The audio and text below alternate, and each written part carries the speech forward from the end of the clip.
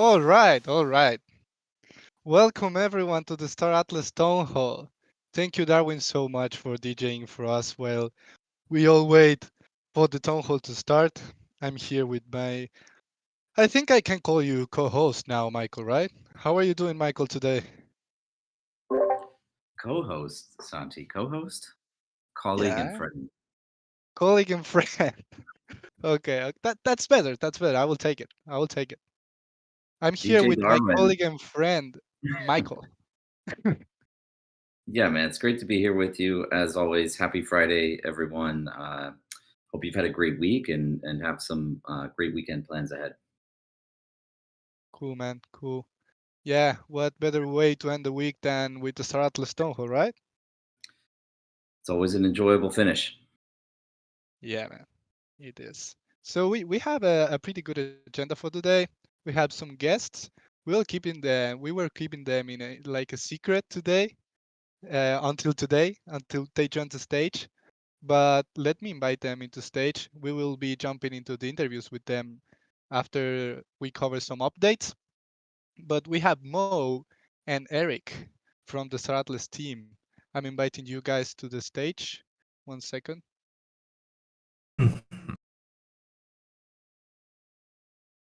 All right, both Hello? invited.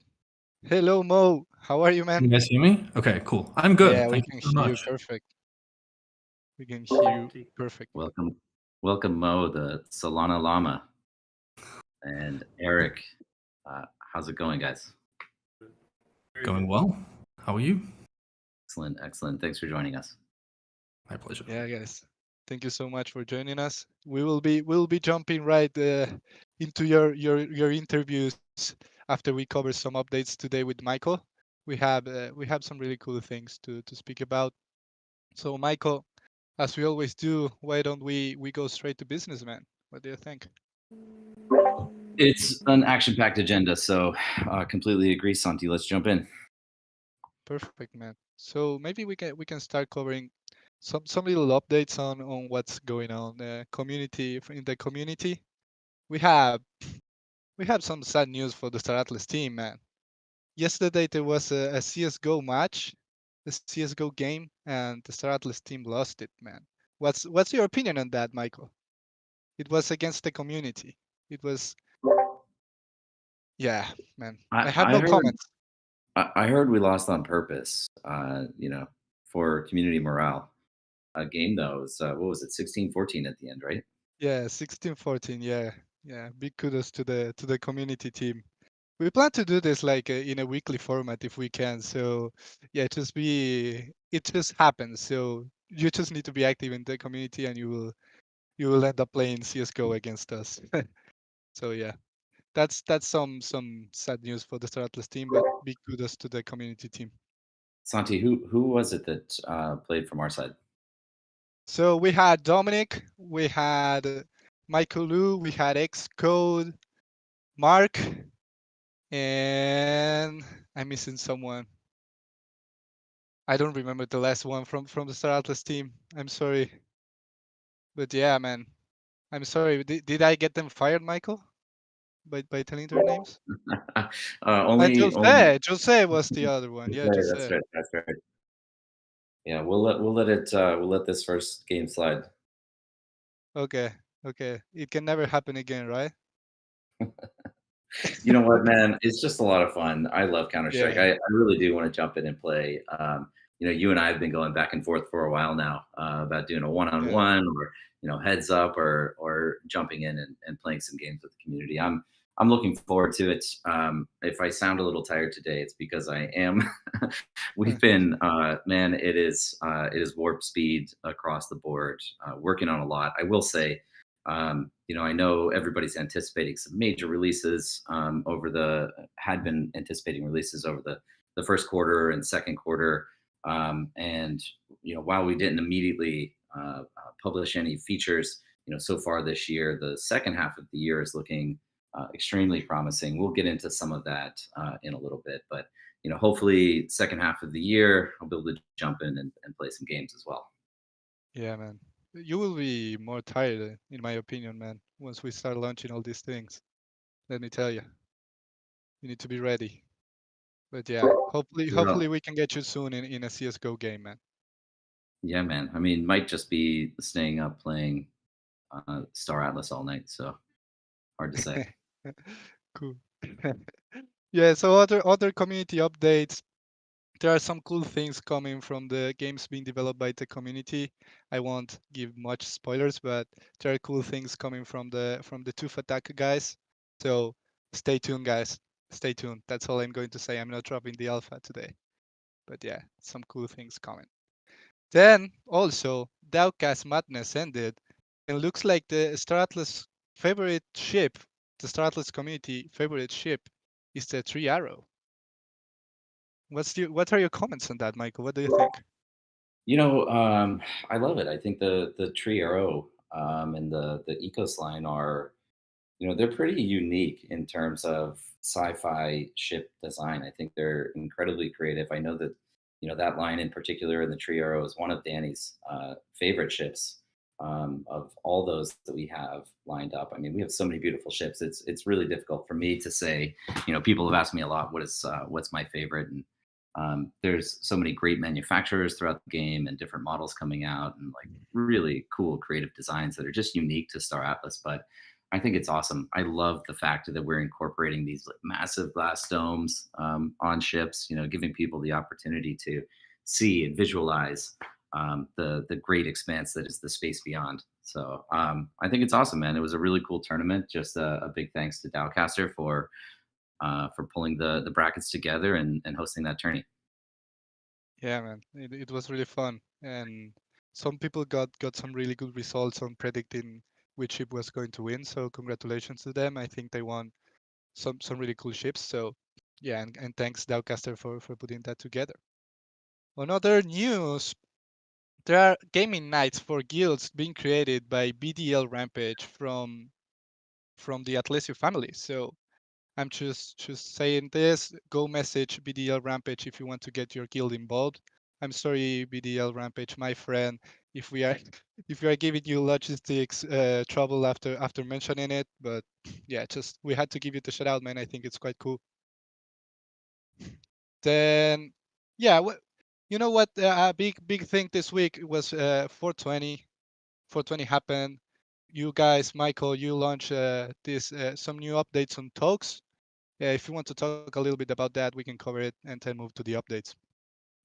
Yeah, no, I'd love to cover it. I just partially want to address some concerns maybe that you brought to my attention, Santi, and maybe just give a little bit of background there. I think a lot of people are aware of this, just having listened in on interviews in the past, but um, Tokes platform was actually the first company that I co-founded and launched in the crypto space back in 2016. That company ultimately evolved into another brand, a portfolio holding company of sorts known as Multi-Chain Ventures, of which Tokes, Cubed Pay, Reli, and this Eden supply chain visibility tool set, these were all kind of subsidiary brands within that Multi-Chain Ventures portfolio. Tokes was always the most promising of those. And, originally the idea with Tokes was to provide these decentralized financial services to the legal cannabis industry. It's a project that's still very near and dear to my heart. I think what should be encouraging to everybody in the community is that, I have a strong commitment when we undertake any type of production and promotion and creation of a company and of a project. And so Tokes was and is a project that I still want to cultivate and foster. Now, in mid 2020, things were going quite slow.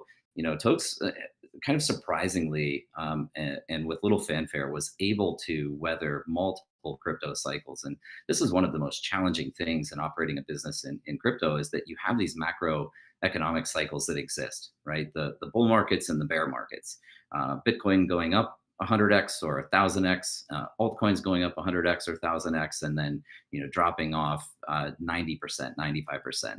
I think for anybody that's been around in the space for a long time, and I understand that there's many new people to crypto, so maybe you haven't experienced this, but a lot of projects, when the going gets tough, they just abandon those projects, right? They just kind of give up on what they had promised to the community, and that's just not the type of person that I am. So we wanted to discover and determine a re-envisioning of that brand ultimately. Now, what I was suggesting is in mid 2020, things were going quite slow.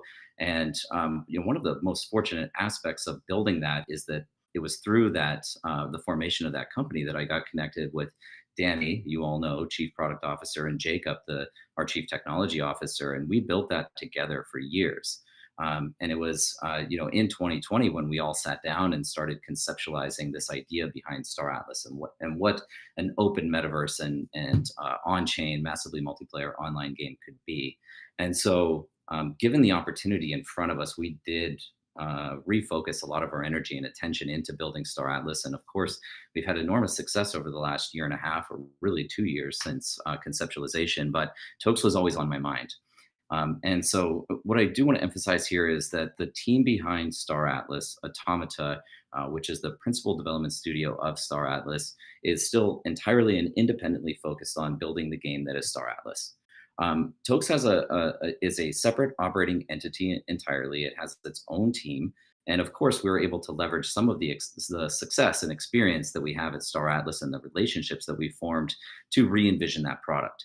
Now, what I most importantly want to emphasize here is that this is not about operating two separate companies.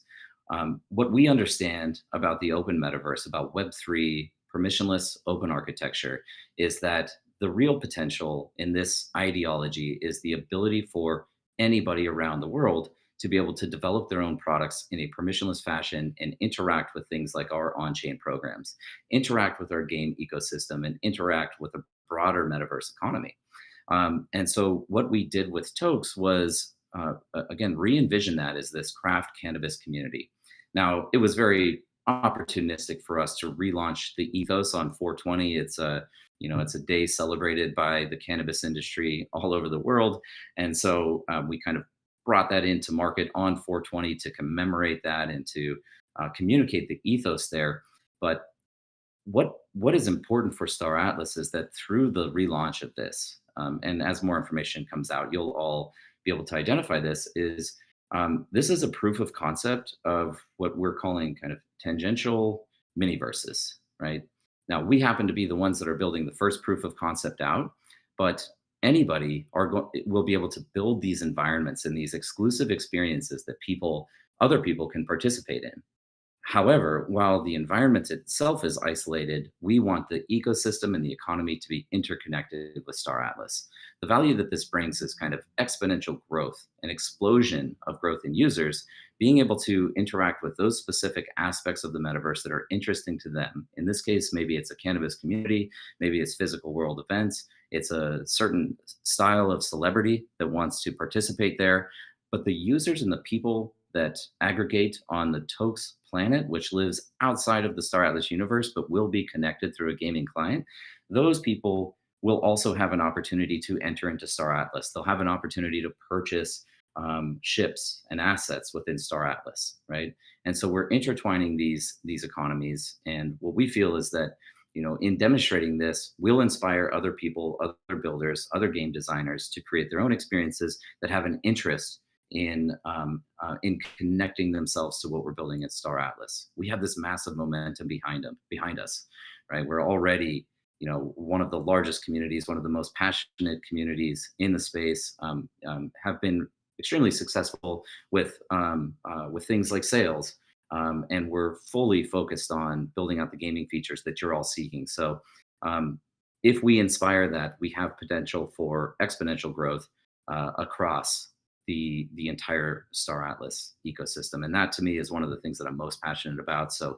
we wanted to prove that out. We wanted to take an opportunity and capitalize on the fact that 420 was this is a day to celebrate in cannabis and bring that to market. But our attention, our focus at Automata is still entirely and exclusively on Star Atlas, and there will be separate teams and kind of a separate economy that's being cultivated within that Tokes community. So I hope everyone can appreciate the perspective there and what this really means for the larger Star Atlas ecosystem.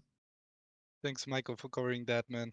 And yeah, you picked a good day to launch the community in Tokes, man. Let me tell you, that's really cool. So, just one final comment. I think we've seen now a lot of innovation going on in kind of these this mini game development, right? Coex building out their own kind of informational game client so people can learn about Star Atlas in a way that's a miniverse, right? Tufa Attack and some of the other games that are being created, those are their own independent experiences. They actually add value to everyone within our community. We enjoy seeing these things. We enjoy seeing this innovation. And so again, this is a first step in that direction. And in the future, as we develop out things like metaversal standards and quality controls, people will be able to build their own experience. And again, it'll just be a seamless transition between the different environments. This is also a first step towards interoperability, interoperability within our ecosystem, but um, interoperability in the future that could include things like cross chains, alternative blockchain protocols, and also thinking forward about alternative game engines, so different game clients, and how do we bridge the gap between something like Unreal and Unity. So we'll touch on that actually a little bit Cool. in some of the updates that follow. Perfect, man. Thank you. Thank you very much for covering it. I think like right now we can shift gears a little bit and move on to some more Star Atlas related updates if you want, man. We, Of we can course. cover we can cover some updates. You guys will find everything in the. We are dropping the Atlas Star, I think today. Plus you also always have the weekly updates, but we can cover a few of them, Michael, right now.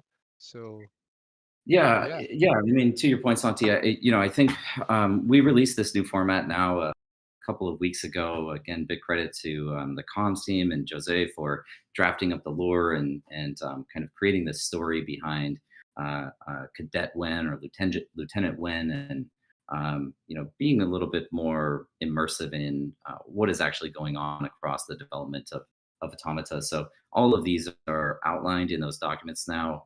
I joined the Twitter Spaces last Friday following the town hall, and I did want to get some feedback about the sentiment of this new style of project updates. And I'd say overwhelmingly it was pretty positive. So I'm not going to go in depth now on every single project that we have in development, and there are really around 10 independent projects that are in development, whether that be transparently, openly, or some kind of discrete projects that we're working on that we'll announce later. But all of the details are there, right?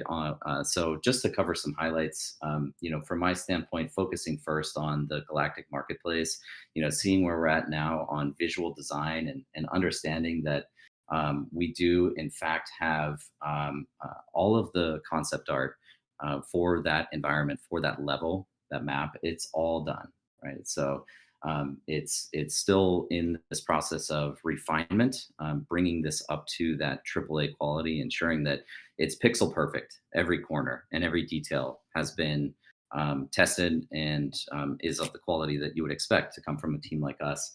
But cool to see the art done. The notifications just keep rolling in. Cool to see the art completed. Um, uh, from the UX and UI standpoint, this is something that I think we haven't revealed anything just yet on, but Danny's been sharing with us internally what the game client's going to look like, what the loading screen is going to look like, what menus look like when you interact with, calling in your ship or transporting yourself around the map. And I have to say, I'm extremely excited about the UI designs. They're You can coming. drop some alpha, man. No problem. Well, it's a picture is worth 1,000 words. So as soon as we drop some of that content, I think everybody's going to be excited. I would never do it justice in trying to describe what it looks like, but I think you all Yeah, know, part of what we're building is a unique style at Star Atlas that isn't necessarily the traditional dark, cold sci-fi. We like to bring light to all of this, and so you'll see elements of that kind of dispersed throughout the UI. So those are some of the cool things coming. All of the game design is all done. So the real experience here is just being able to get in and immerse yourself in these hyper realistic and cinematic quality worlds that Unreal Engine 5 makes possible. So I'll just pause there on the showroom. Any questions on that, Santi? I think we're pretty much covered, man. I can let you. I can speak for a bit while you drink some water, as always, man. If you want, there's no problem with that. Yeah, I always. know that we have a lot to cover, so I got you covered, man. Don't worry. I, I appreciate it. Let me just cover two more things, and then I'll take a little pause. But um, we've kind of leaked some details on this, for all of the alpha seekers out there. But Danny's created a separate product team right now for another feature, and you can kind of consider what we're doing in Unreal Engine as having these kind of similar gameplay mechanics or mini game dynamic, I guess I would say. So little individualized experiences that people can participate in. And again, I don't want to reveal too much right at the moment. I want to make sure that this is impactful when it does come out. But we've been experimenting quite a lot with free flight, so fully modeled, animated, rigged ships. And kind of exclusive in the number of models that would be available, but building out an independent level now where you can actually hop into your ship and you can fly around it. He has all kinds of little mini game features that are built into that. So I'm sure Oh, there's more to come from the community, but this is, it's just another very cool thing that we're building here. This is one of those projects that's kind of covertly out there, maybe not so much anymore, but one of the things we're working on, and it's another really exciting feature that's up and coming. yeah, man. I can help you test that if you need some testing, man. Don't worry. Just you know where to find me. Well, I'm glad you mentioned it. Uh, uh, we might be able to get you into that, but getting kind of into the Galactic Marketplace, which is looking like it's likely to be the first feature release of this year. It's this re-envisioned user interface and user experience and user journey. And that will be accompanied actually by Atlas staking. And again, the economics of Atlas staking and the benefits of that we'll reveal at a later time. But the what we will be doing with the marketplace is it's nearing completion now. The blockchain smart contracts on that are actually completed, and we're entering into audit on it. The UI is effectively done, and we're right now undertaking quality assurance. So big kudos to Luciano. He's been on stage with us before, and he's the lead designer on that marketplace revision. And what we will be doing is providing an opportunity for everyone to sign up via form. Santi, we can drop the form when the time's appropriate as well. I don't know that we want to do Yeah. it now, but we'll drop a form and allow you to sign up, and you'll have that first access to beta test the new marketplace program and the way that items are listed there. And yeah, we think that there's some really great enhancements to that. The big shift from this is that we did deprecate the use of serum. Uh, um, if for anyone not aware, we built our original marketplace, which was one of the first, if not the first, fully functional NFT marketplace on Solana, fully integrated with Project Serum, the decentralized exchange protocol that lives on Solana. That came with a few artifacts that were confusing to users, particularly new users to crypto, but most specifically being the requirement to claim assets after purchasing them and settle these assets, and not being able to identify where they are. So now all of those mechanics are completely gone. Just like in an in-game auction house, when you click purchase an item, it'll immediately show up in your inventory, and you'll easily be able to identify where that lives as an asset in your wallet. So that's exciting, but also again emphasizing the Atlas staking that will be a component of this that will live in on the DAO page. So why don't I pause there for a moment? I will take a Yeah, drink. man. I think you've got something special for the You can, community too. man. I just wanted to mention that just to add, like this new marketplace, uh, it's just like one step into onboarding more gamers. Like that we build knowing that we will have to onboard a lot of gamers, and that with Serum and the claiming stuff, it was very difficult for a newcomer to understand how to actually purchase and then go to the inventory and claim and everything. So this new marketplace is, in my opinion, a, a big step on that side, on that front. So yeah, just to add to your comments, Michael, that's the only thing. So now we can move to other updates, or we can, you know what we can do now? We can do special surprise from the community, for the community. We are dropping one question. One moderator will be dropping one question. You need to go and find it now, and the first one to answer gets a Fimbul airbike. So Yeah, go and find it in the Discord chat, guys. The first one to answer gets a Fimbler bike. Michael, were you able to grab the drink, man? Did I give you enough time?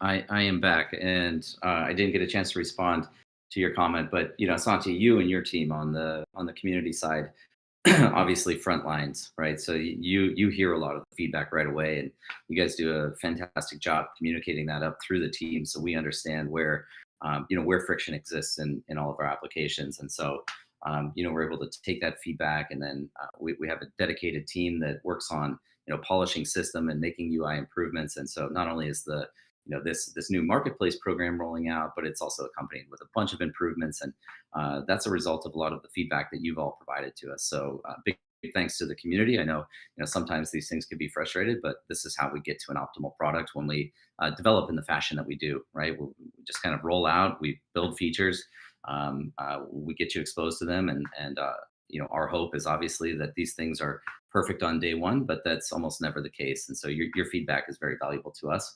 And so again, pointing out if you want to participate in that quality assurance, the QA process, and give us some additional feedback, I know that there are some incentives built in there, and so our comms team will reveal that information to you, and we'd love to have you participate in that. So Yeah, we'll be so dropping the form soon.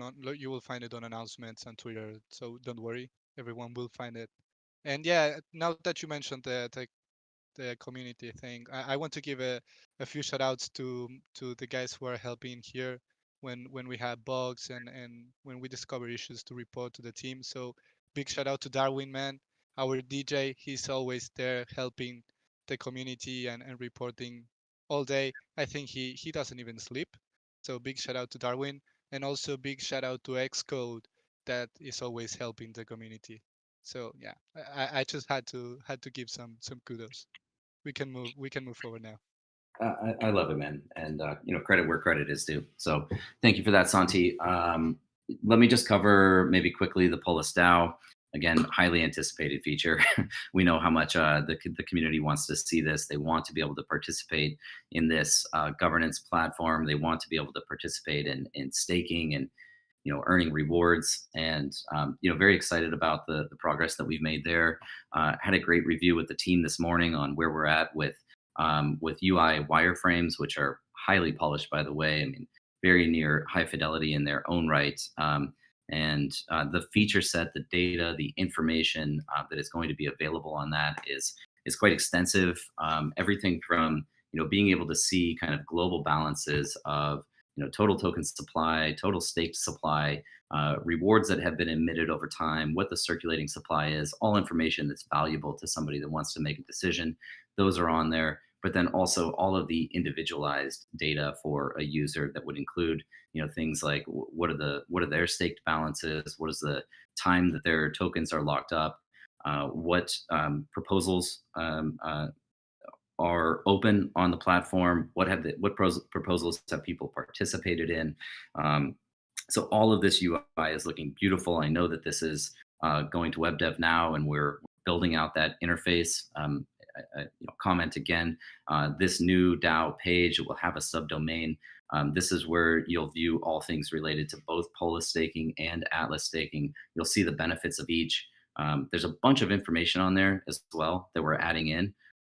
Going into the future, we'll be adding a forum for discourse so people can actually communicate with one another and kind of discuss what proposals they'd like to see before getting those onto the platform for a vote. Votes, by the way, are going to be weighted based on duration of stake. And I don't think we've revealed this yet, but essentially the staking windows, the locking windows, if you will, are going to start at 2 weeks, but they will go as long as 5 years. And what we have shared previously is the framework we selected is Tribeca, and that's accompanied by Saber and Goki. What is pretty complex about this, and one of the reasons why this is taking a while to complete, is the total application that we're building now consists of 5 different smart contracts, three of which were not developed in-house, 2 of which were. These include the Executive Council wallet and emergency multi-sig wallets. this is essentially the way in which we automate implementation of proposals when they pass on the system. This is an opportunity, actually. I should mention, one of the other things that we're heavily focused on, and if you've listened in for a while, you've heard Dan Park come up. He's our in-house general counsel, and he's ensuring that we maintain compliance with regulation all over the world. And so, one of the things that we've been building since the beginning of the year is, looking at the foundation and the board of directors, the independent board of directors that will actually govern the ecosystem. It's easy to talk a lot about decentralization and this idea that everyone who is a governor across the platform is also an owner of the platform, but it's through these processes and through implementing the structure that that actually materializes. And so again, identifying candidates that will sit on the board, registering the foundation, and then also establishing kind of the DAO technology. The DAO itself is a non-jurisdictional, kind of unregistered entity, if you will. What the board does is looks at the DAO, the technology, and based on the result of any proposal, it's their job to simply execute the transaction signatures to implement that. And what that means is, we at Automata, we don't have the ability to alter that or influence that. And this is the true power of Web3. This is the ownership component that you all will participate in. So the Executive Council and emergency multi-sig wallets is how we facilitate that. These are keys that are held by an independent board. So can't stress that enough. All other programs that are in here are the governor program. So this is how proposals get submitted, and then the electorate program, which actually controls the governor and it activates these programs. Now, what we've implemented and where one of the challenges we encountered lied was in creating an actual reward mechanism or rewarder program, if you will, because that did not exist in the framework that we selected. With all that being said, we feel that we identified the best framework, the most composable and extensible framework to use that will last for many years to follow. And so we had to create two separate programs, a snapshot program that would essentially record balances of all wallets across Solana, staked to this program over time. There's a lot of complexity to all of that I won't get into, but then also the locked voter component of it. So understanding voting weight and what the implications of that are for determining what somebody's reward should actually be. So all of these programs, given the kind of financial value at risk here, need to have security audits by top tier auditing firms within the crypto space.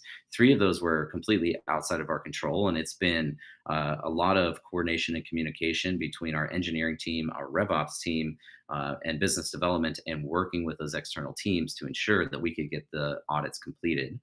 So coordinating with third parties to get this work done, and then also ensuring that our programs were audited as well. So this is just a few of the things I wanted to communicate about why it's taking the length of time that it is. But again, what we feel is that when we deliver this product, it's going to be something that is sustainable, that lasts, that will require very few revisions, and should not be susceptible to compromise in the future.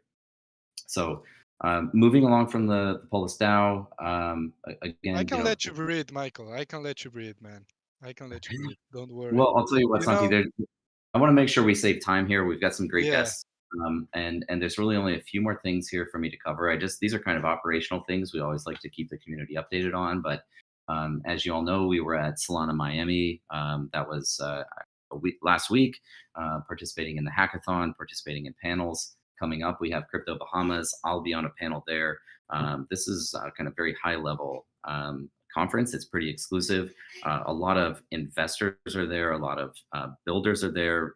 Government officials are there. And we'll be talking about this concept of the open metaverse and this idea of a kind of a global borderless digital sovereign nation that we're building at Star Atlas. So be on a panel there. And then we have a great activation with FTX for the Formula One Miami, which is coming up May 6th through May 8th. We'll have a games booth there as well, and that's actually open invitation to anybody. So if you happen to be in Miami during the days of the 6th through the 8th of May, you're welcome to stop by, meet some of the team, interact with our our arcade systems that we have there and see some of the stuff that we have on display. And I've been informed here. We've got not to mention by name, but this is what I alluded to earlier when I was talking about the idea of interoperability. You will see an announcement come from us very soon that kind of demonstrates our intentions of creating and fostering relationships with other metaverses around, well, not even other metaverses, right? This idea of the metaverse is kind of all encapsulating of everything, but these metaversal environments that people are building. And what we want is free, fluid, and seamless transition of users between those. And so you'll see an announcement coming out from us real soon with respect to a relationship that is quite strong for us, and we think it's exciting in terms of being able to expose our products to an entirely new blockchain protocol and another environment, and vice versa, bringing those users back into Star Atlas. And then finally, on just on the HR front, there's a lot here, Santi. I think I am going to avoid mentioning all of the positions, but just in the last 20 days since April 1st, we've employed 23 new people across the company, and this is across almost every department. So I can take a pause. I think you've got the information, Santi. If you want to pick up from there and maybe read some of those off, I'll take a break and come right Yeah, back. for sure. That's a little bit For about sure. Screen. Yeah, man, I can cover you here. We hired a lot just in the past 20 days, as Michael mentioned. We hired like 23 new people, and I can mention them all, but I will mention a few.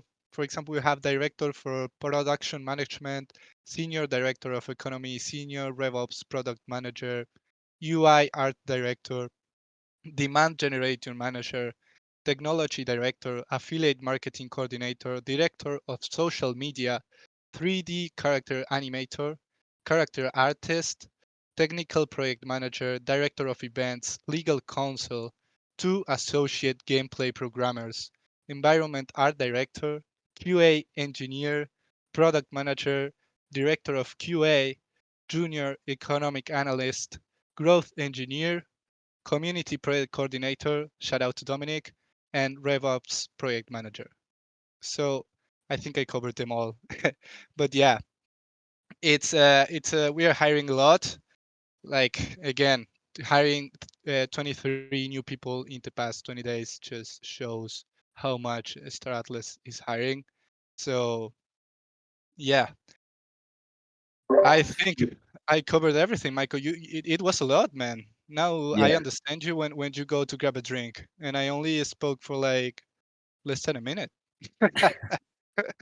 it's incredible. Again, it's one of the encouraging things to me is just seeing this team grow and just seeing how people are able to collaborate with one another in a fully remote work environment. Nearly 200 people across 26 countries, every time zone around the world, and we're still getting a lot done, right? And people are able to kind of interact in this digital environment that is either Zoom or Discord, and hopefully in the future takes place in the metaverse. So, Yeah, man. without further ado, I will again just briefly go into the next project. I hesitate to say this, but it's one of the things I'm actually most excited about because we've been working quite heavily with the game design team on Scream.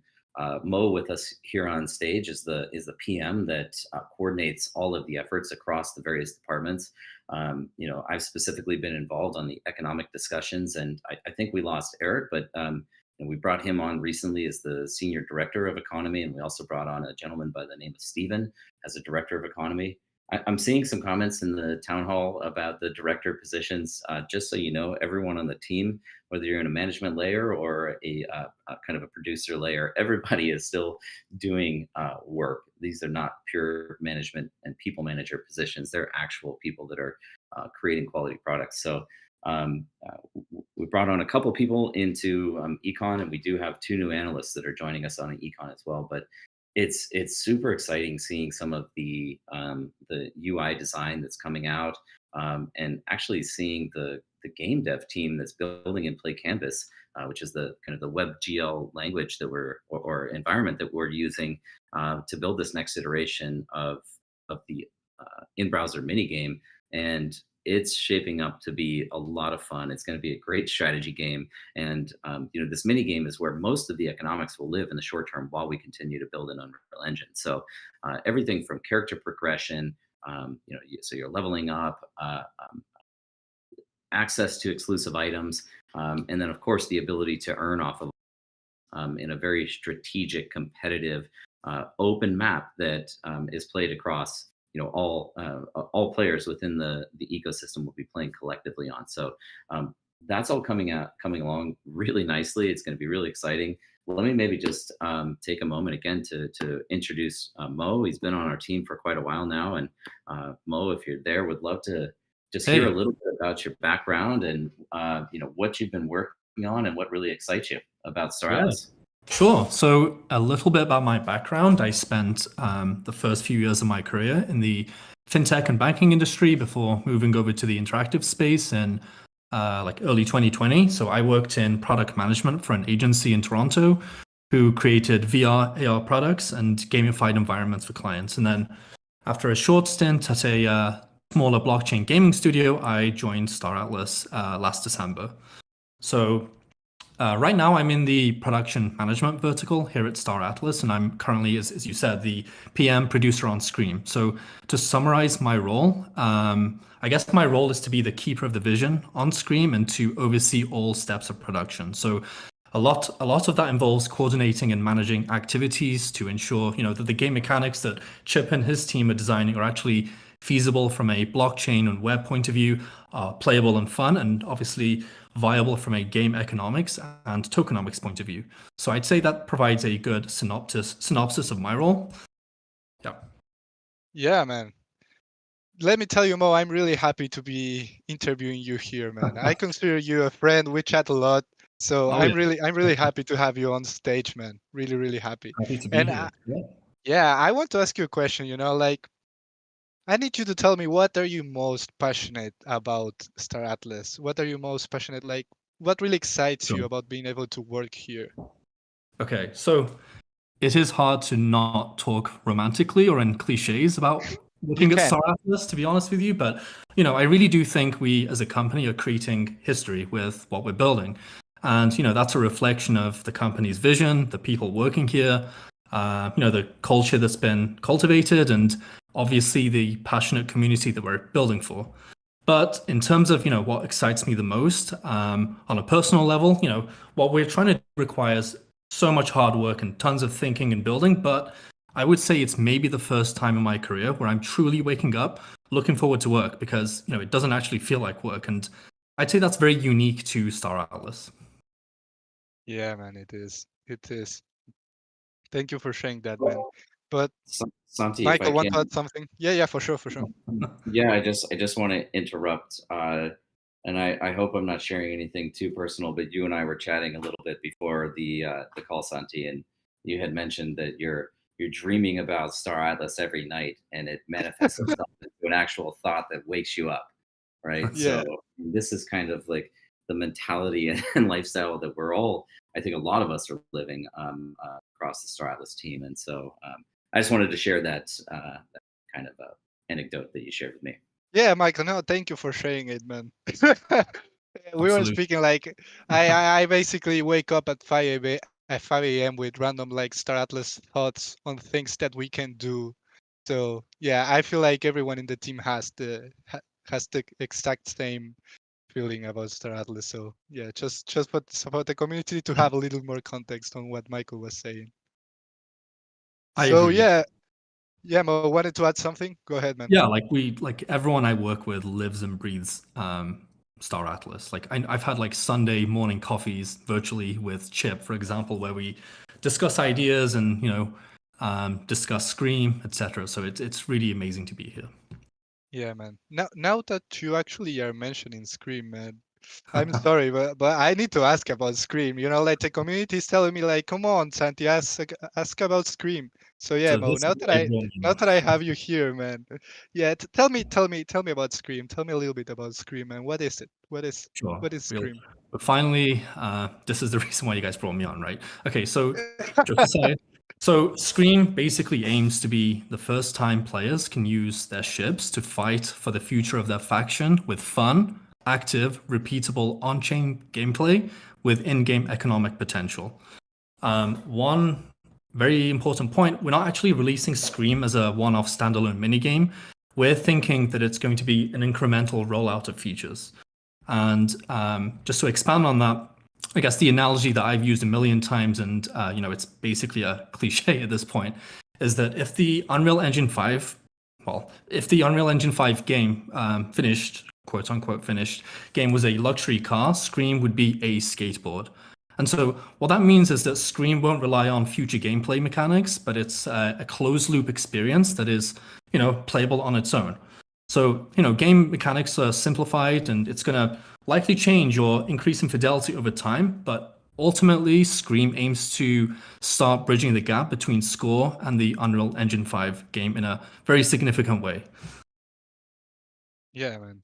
Thanks for sharing. I have a few follow-up Sure. questions.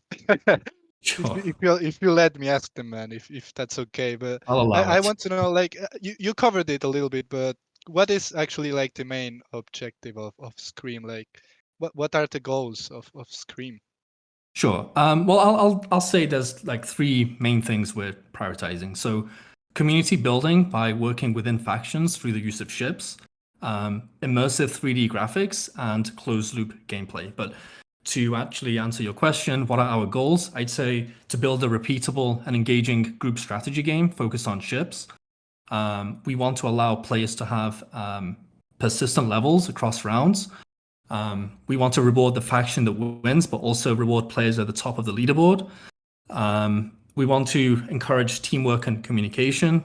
We want to build faction identities and ultimately prove out strategic gameplay at scale on Solana. And I guess the last point I want to touch on is that, as we've said in our updates on the public roadmap, we're prototyping and testing to validate Scream's game mechanics across so many different teams. It's honestly looking absolutely amazing, but at this, until we've kind of passed the validation phase of the project, and at that point we'll, have a lot of information to share. So, I guess that's kind of it. Yeah, man. Thank you so much for sharing, and sorry for the questions, man. I No, wish you can keep your job after this, man. Cool. So yeah, Mo. Yeah, so Thank you so thanks for much, man. having me on. Yeah, shout out to everyone working on Scream, and thanks for the community for giving us like an audience to build for. And yeah, thanks for having me on again. Yeah, I just want to touch on one additional point, and Mo, you might have a comment on this, but of the departments that you're coordinating, it's design, it's game design, it's engineering, it's economics. I'm probably missing a few there, but I just wanted to recognize the engineering department on what they're building here. We emphasize a lot about this idea of on-chain gaming and what the implications of that are, and the complexities of doing so, and how it's so far ahead of the curve on what most quote unquote blockchain games are actually doing. Just a quick tangent, you can essentially take a traditional game or build a game in a traditional environment and add an NFT to that. People are calling that a blockchain game. It's essentially incorporating a blockchain asset into a game. You can extend that further by integrating native digital currencies into the economy, typically manifested in the form of the in-game currency or through a governance token. Of course, you all know we're doing that as well. But to actually build game logic on chain is challenging. It's never been done before. It increases a lot of kind of risks, but it also means that other people then can kind of build around that. The idea of extensibility in a blockchain, other people can build on top of the foundation that we're laying today. The point I was making is I think we have something like 15 smart contracts in development for Scream alone. Is that right, Mo? And any it's thoughts a crazy amount. Yeah, it's a crazy amount. I feel like there's a net new program every week that we're prototyping and testing. It's going to be a fun game, but yeah, like the on-chain aspect of it is embedded into our project vision, into Scream's vision. Well, fantastic, Mo. Really appreciate you joining us. Thank you. Yeah, hang out on stage with us. There might be a question or two for you here at the end, and what I do want to do right now, because it's also extremely relevant to Scream, is introduce Eric. Eric's been a great community member, maybe lurker, actively socializing Star Atlas across the community, and Yeah. recently reached out, and very fortunate to have brought him on, his expertise across economic design. Eric, I'd love to get an introduction to you. And I know you've been with us about a month now, and just maybe talk a little bit about your experience with Star Atlas. Sure. Yeah. Well, happy to be here. Obviously, it's unique to go from a community member who was pretty active in economics and foundation room to, daily management, making decisions on the economy of the game. So, as a senior director of economics in the game, our department is going to make sure that, the game stays fun and is balanced and sustainable, using kind of data analysis and data development over time, and giving reports back to management, but also to the community. Hints on kind of what we're going to do for you is we want to be a partner for you, and when you're trying to decide your gameplay. We'll be there as kind of the telling you what we see as best we can. Obviously, there's limits, but we will stretch those as far as we can go. But I credit Michael. I credit my initial introduction to Star Atlas. On the Chain was probably the first YouTuber that I saw, talk about it, and then I really got hooked on Metaverse Explorer. I know he's probably out there, watching his videos, and kind of sucked me in. And then 12 hours of watching Michael and videos on various YouTubers later, I was buying Polis and Atlas and every ship I could, and really playing the game to its maximum, and looking at the quality of art and engineering of the game. It called to me as a guy. Background wise, I've got 20 years of banking and 20 years of business development. A guy who owns his own business. And in January, I'm sitting here watching or listening to the town hall, and Haddadian comes on and starts asking for people with economic backgrounds who could be able to help. Just send me an email. I sent an email just saying, "Hey guys, I have no idea what you need, but I'd love to help you." And the rest is history. Coming in and really working with a team like Mo, like Chip. They are as good as they sound. They are exceptional. They will deliver what they've said they're going to deliver based on everything I've seen. And it's just been fun, to be kind of on the inside for the last, close to 30 days. Yeah, man. I understand you, man. It must be a crazy feeling to be like community member and then going inside the Star Atlas team and actually being able to do some decision making, especially in something like the economy inside the game. But we'll jump on that after. You actually covered a little bit of your professional background, but I know that you're a huge gamer, man. So Yeah. and you might take some inspiration from some games that you play. So tell us, like, what are your favorite games, man? Just cover it. So, yeah. Real quick story. When I was 13, I went to a friend's house, and his older brother was this gamer at the time and didn't even know what a gamer was. And he had SimCity playing on, I believe, the Super NES. And I just sat there and watched, and he explained to me the mechanics of it, and instantly I was like, "Oh, I want to play this game." So everybody goes to bed at 1 a.m. and I go downstairs and play until morning, until everybody else gets up. And that's my first fascination with the economics of a game drawing me in. The simple fascination with residential, industrial, and commercial working together, and how does that work, and what are the different mechanics of it. And then, so I wrote down real quick my top 5 games I've loved to play, and I thought maybe you guys would find that interesting. Since I'm not really going to drop that much alpha, to be honest with you, about Mo had all the alpha. I'm going to tell you a little bit about some of the games, and you can maybe figure out where I'm going to go with some of the games in the future, some of the economics in the future. But my number one of all time, if you look at my Steam gameplay, is Cities Skylines. I'm sure there's a ton of Cities Skylines players out there. I love the economics. I love just the development. there's a small game called Gear City that some of you may play, and it takes me some setup and mechanics to make it a fully hard game to play. But when I do, I can play it for days. So that's a good one. Old school game that I love and still play is Railroad Tycoon 3. So if you got any Tycoon guys out there, you're with me. I'd love to connect with you. Um, and then I think one of the most beautiful games that I've ever played is Satisfactory. If you've not played Satisfactory, it is very complex in the development of the tree, but the environment is very interactive and beautiful. I would encourage you to check that out. And then one that I know has been mentioned before, Stellaris. So I know Chip had mentioned Stellaris. I've been a big player of Stellaris, and I love the economics of how it's played. And then really just civilization games, Kerbal, Total War, Planet Coaster, those type of games. So that's kind of my gaming history.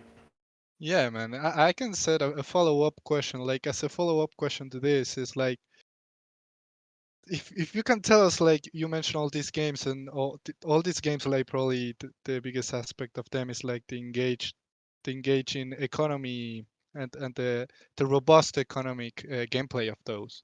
So tell us about like the vision that you actually have for the Star Atlas economy. Like what are we trying to achieve here? Well, the first thing is it has to be a fun game, right? So the economics don't really matter if we don't have players. If it's a fun game, it's going to take care of a lot of the issues and demand in all facets of the game are important, meaning players coming in wanting to play, continue to come back and play. And I think based on everything that I've seen, so the good news is I'm more excited now than I was outside before I came in, and I've been exposed to all of it.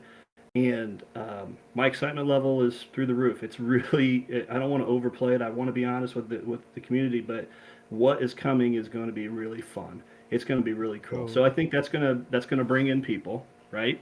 And then the balance and the sustainability is going to be the part where we come in and make sure we believe in free market. We want as much as we can for there to be winners, and honestly, some people who make mistakes or learn from them and get better. But there is gameplay, and some of that is like when you go and you play a game, and if you lose, it's sometimes better because you learn and you can get better at the game and figure out the concepts.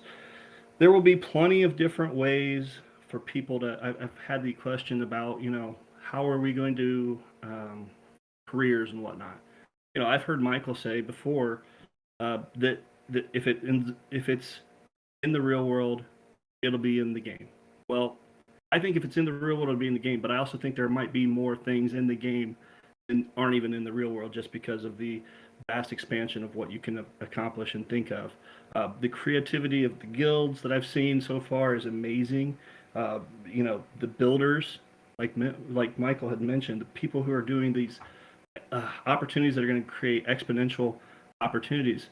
All of this is going to come back to Atlas being bought and sold and used to purchase in the game, and then feeding up obviously through the DAO. So what we see is a robust, growing, young economy. So you got to think of it as like a nation. New nations, not necessarily the most, they're not like the U.S. that's developed over 200 years, right? So there's going to be ups and downs, and I think as long as we're all going into it with eyes wide open on what it is, there's going to be great opportunities for success. There's also you're going to have to make sure that you're paying attention, is what I would say. But the gameplay going to be exceptional. Chip's design is awesome. Like I got excited, so let's go, I am man. excited about it. Let's go. Yeah. Yeah. Anything else that you would like to mention before we move on? This is your We're time, right at man. 6. Shout out I'm to good. I'm someone. good unless you guys have questions. Just maybe one final thought for me, Santi. It's another concept that I do like to emphasize every time we're talking about economics, and it's really the structure of the economics department within the company, and really the sub departments, the areas that we have specialization, and will continue to bolster over time. But it's this idea of game economies and game economists, along with statisticians and analysts to support the decisions that we make and understand the data and use that data to make decisions. But game economy as an isolated discipline is challenging in its own right. There are specialists that build games, but what's you know, I don't want to say simplified, but what is less complex about a game economy is that it's typically closed, kind of a walled garden of sorts, and you don't have this free flow of currency in and out of the ecosystem like we do with cryptocurrency. This is, one of the challenges that we have to approach and have to understand the way that, say, traders and speculators will possibly interact with our currency.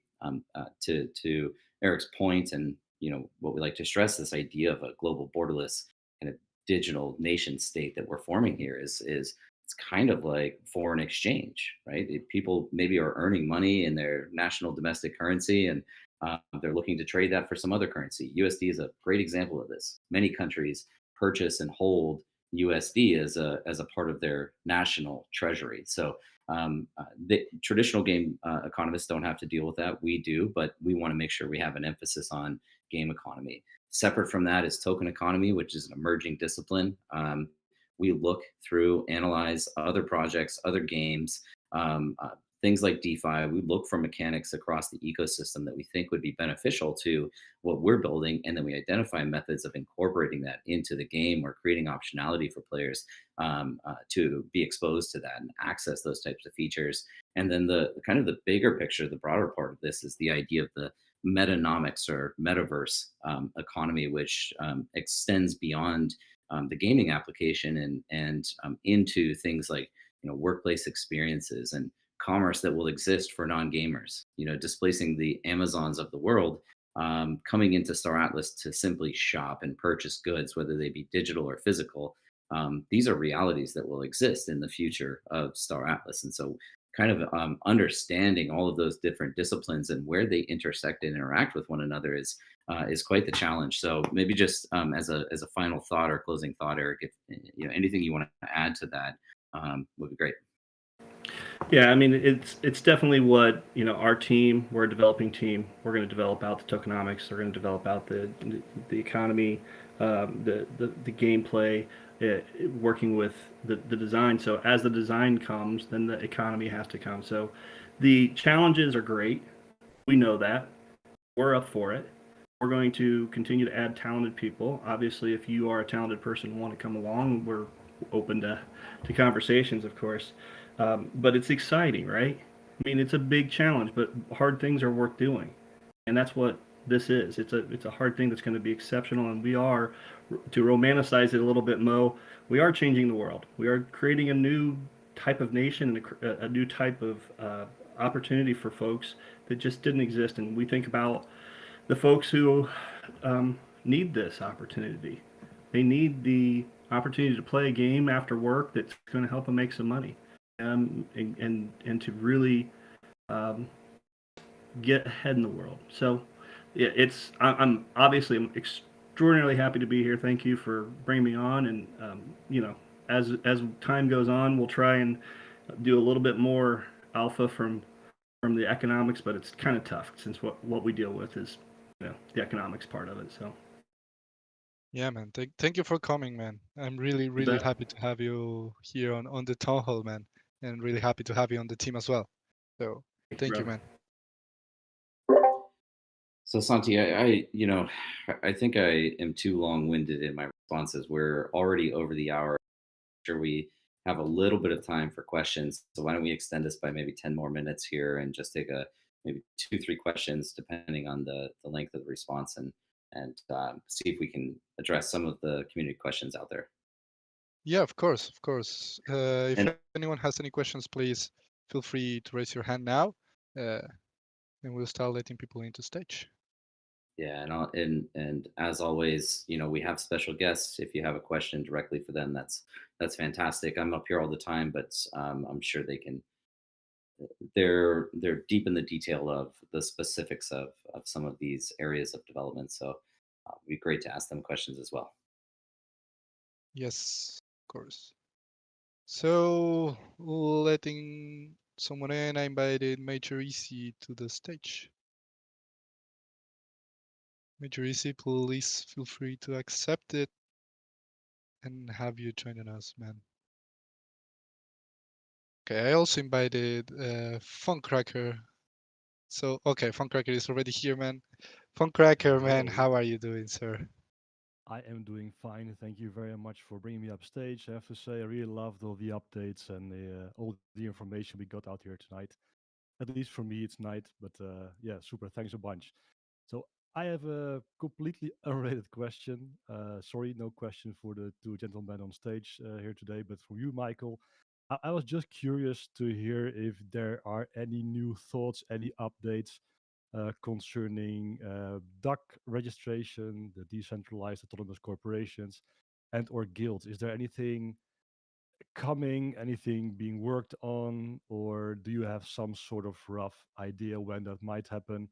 I realized I asked this question about I don't know 1.5 months ago, but it's just also a focus point for me personally, of course, but and for many other people. So curious to hear if you have any new information for us.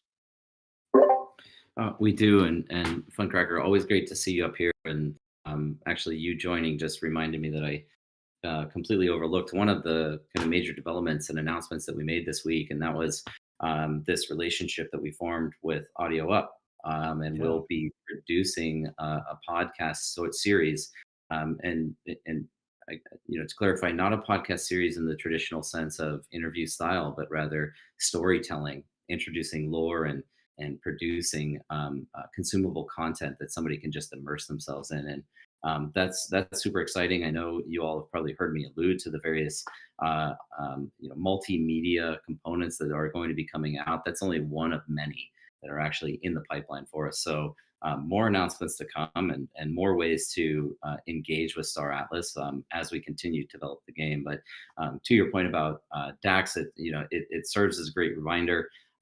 It is an area that we're heavily focused on. We've taken the approach of thinking strategically about the tooling that we can deliver to DAX.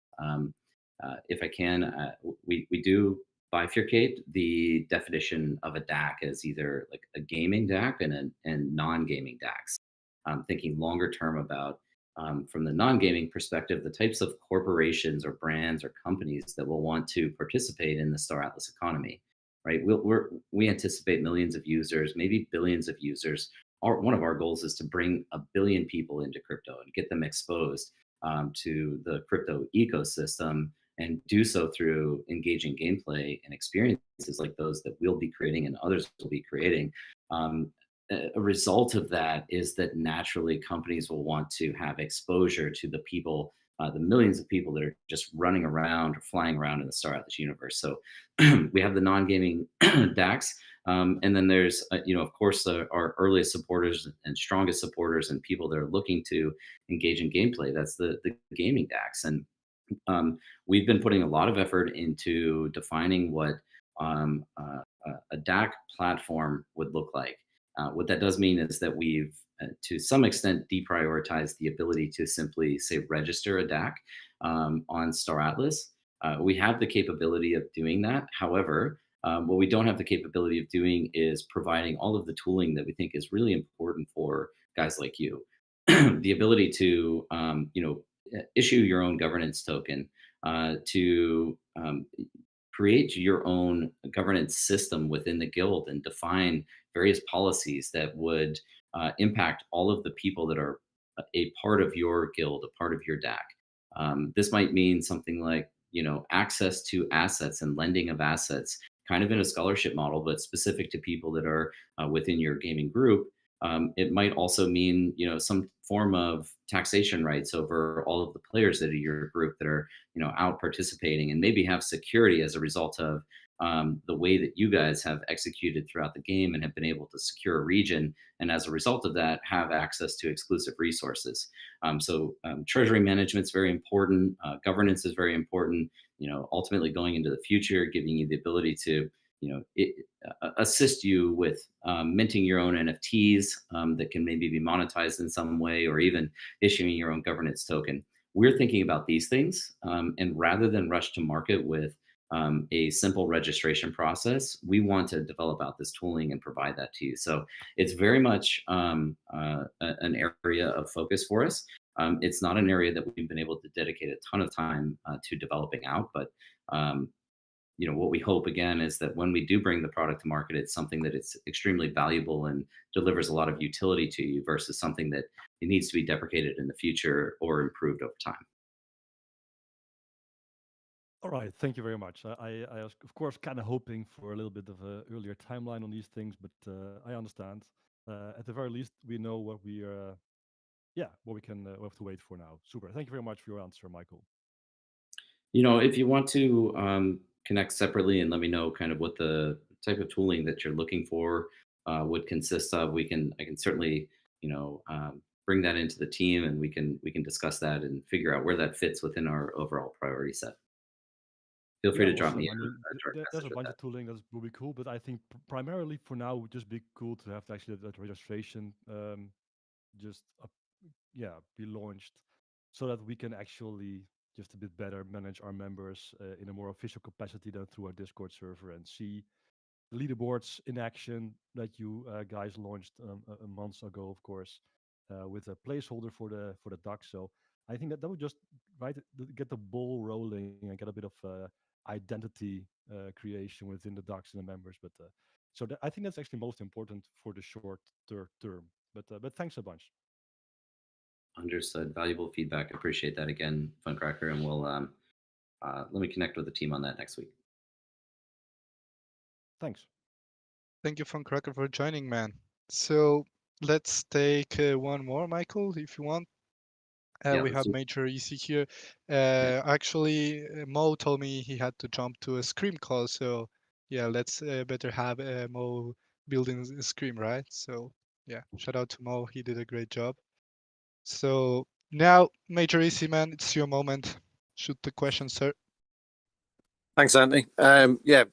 Great town hall. Some really interesting information there about Scream and everything that's going on. Loving it. It was really a question for Mo. Oh. So feel free to ask it anyways, and let's see if we can answer it.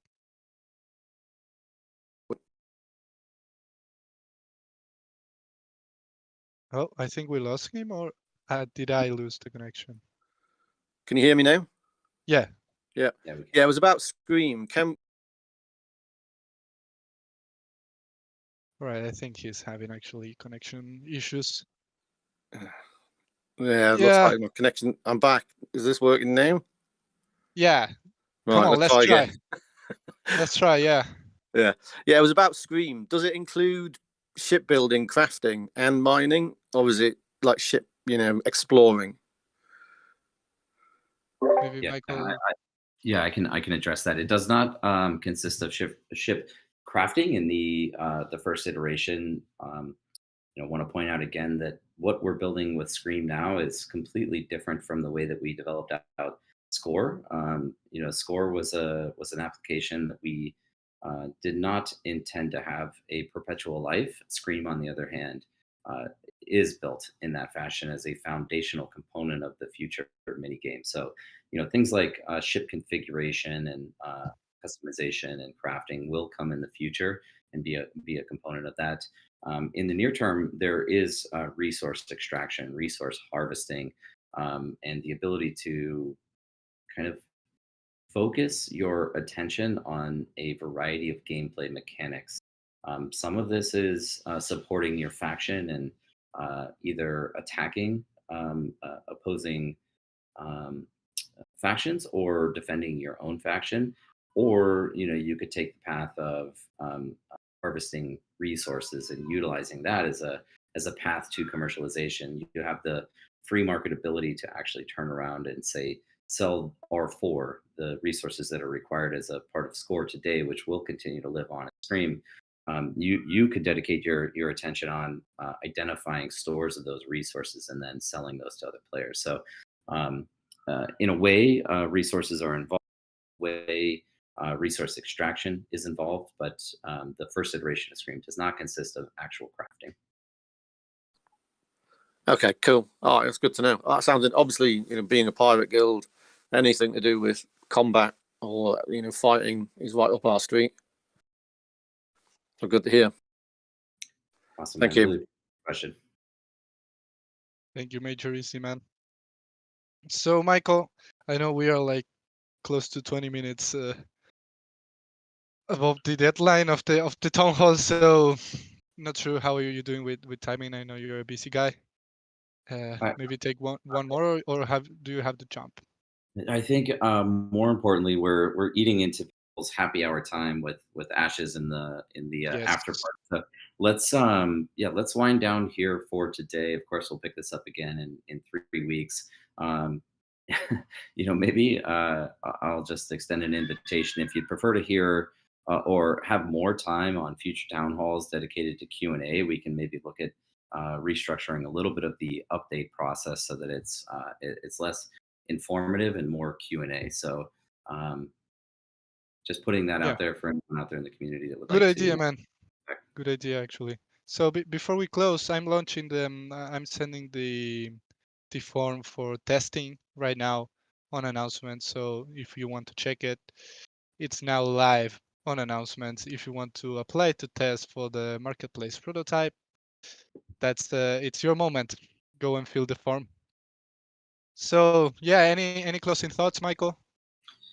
No, it's been a great town hall. I think it's been an exciting couple of weeks, and again, really excited about what's up and coming across all of the feature developments that are rolling out. So a lot more to come. But as always, we appreciate the support that you all share with us out in the community. And Eric, thanks for jumping up and joining us. Ash, thanks for live streaming this, and Santi, as always, great job, man. Thank you, man. Thank you. So now we're moving to the Twitter after party. So we will see everybody on Twitter for the after party, guys. And this was the Star Atlas Town Hall. I think it's number 29. So thank you everybody for joining us today. It's crazy that we still have a lot of people here after like 20 minutes after it should have ended. So thank you very much for joining, guys, and power to the people. Stick it to the man. See ya. See you on Twitter, everybody. Bye bye.